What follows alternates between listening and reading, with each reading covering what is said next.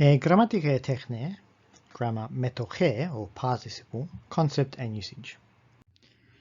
In this lesson we'll cover what is a participle, a metoche, what patterns exist for participles, and what general usages participles have in Greek. Proton, τι esti metoche, what is a participle? He metoche is an adjective, epitheton, formed from a verb, rema. Therefore it functions like both. It has potosis, arithmos, genos. It has case, number, and gender, or noun class. It also has chronos or opsis and diathesis. It has time or aspect, and it has diathesis has voice.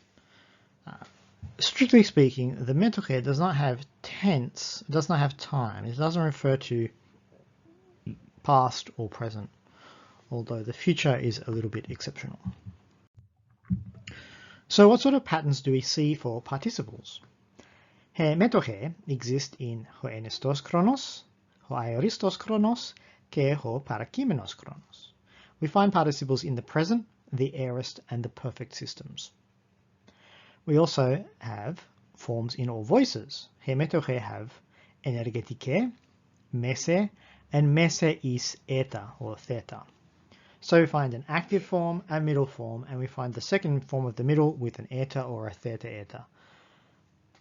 We haven't covered all these forms yet at this point in the course, but this is an overview of what we will expect.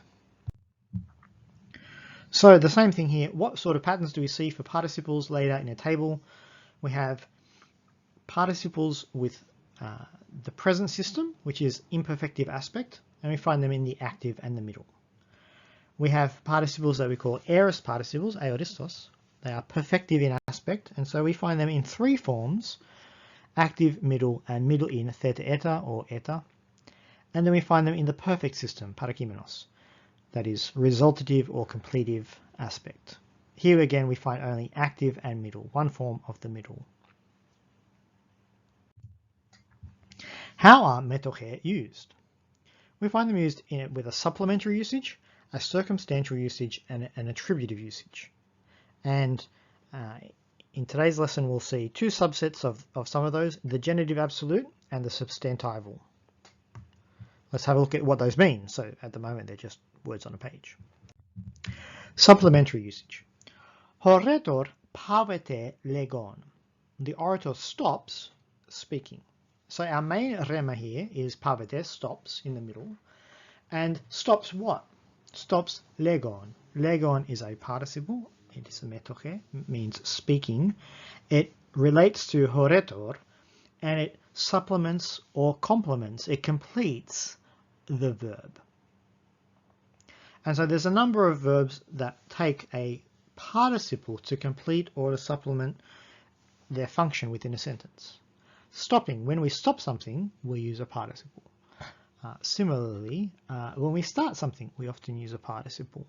And there's a number of verbs that we'll see as we go on that particularly like to use a participle.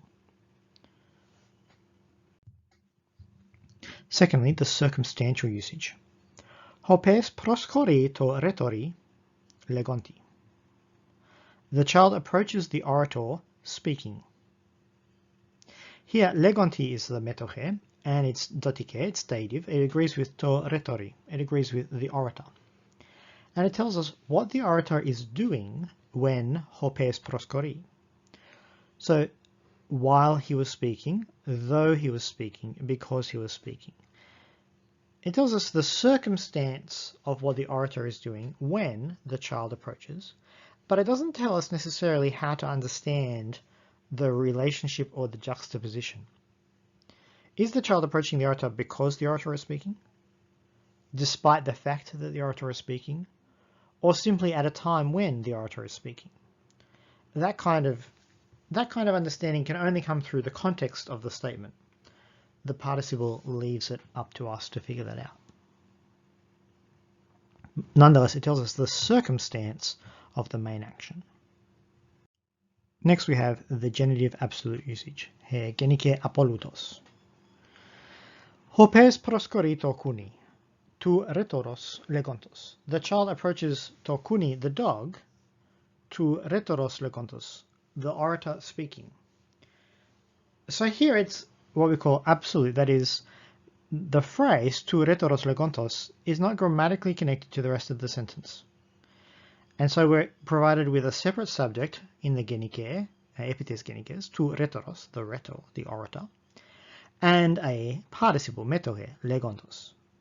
So the rhetor is speaking, the orator is speaking.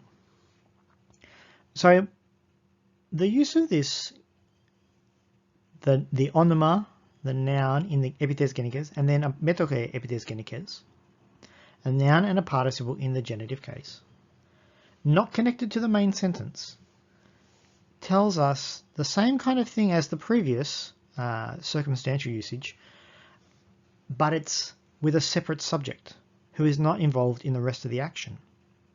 So again, it's while he was speaking, while the orator was speaking, though the orator was speaking, because the orator was speaking, all three possible interpretations connect us. But you might ask, well, why isn't that simply a separate sentence? The child approaches the dog, full stop. An orator was speaking. Because an orator was speaking. While the orator was speaking. Partly it's because Greek has a preference for using participles, partly because it connects it. So tu retoros legontos connects this clause with the sentence hopes proskorite okuni and tells us that the author or the speaker considers this circumstantial material that the orator is speaking relevant to hopes proskorite okuni. But they leave kind of unspecified how it is relevant.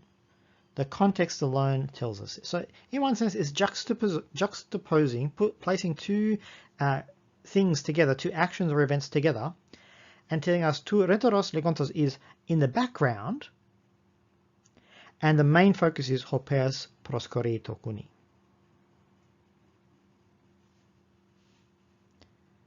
If the orator appears in the main sentence, then generally Greek prefers not to use a genitive absolute, but simply to attach the participle to whatever function the orator has in the rest of the sentence, as we saw in the previous slide.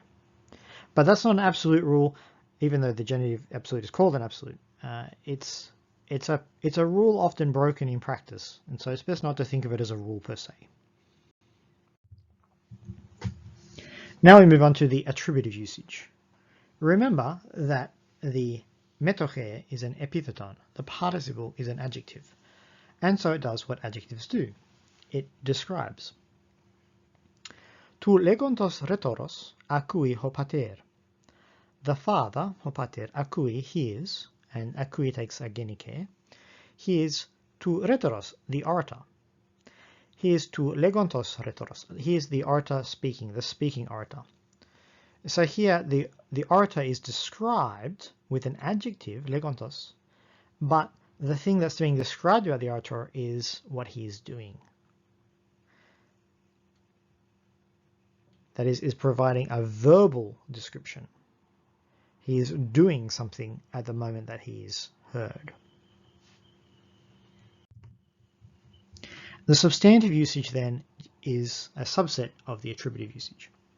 Just as adjectives modify nouns, adjectives also stand in for nouns. So too the participle can stand in for a noun. Here the very same sentence, but with retoros removed. Tu legontos acui hopater. The father hears tu legontos, the speaking one, the one that is speaking. Here the person, the tu anthropo, is identified by the very fact that they are legontos, speaking. And so no more needs to be said about who they are. That's our overview of the concept and usage of the metoche. You'll see this in action again and again, and so it's worth returning to these three main categories of supplementary, circumstantial, and attributive to see how they're played out in the texts as we read them.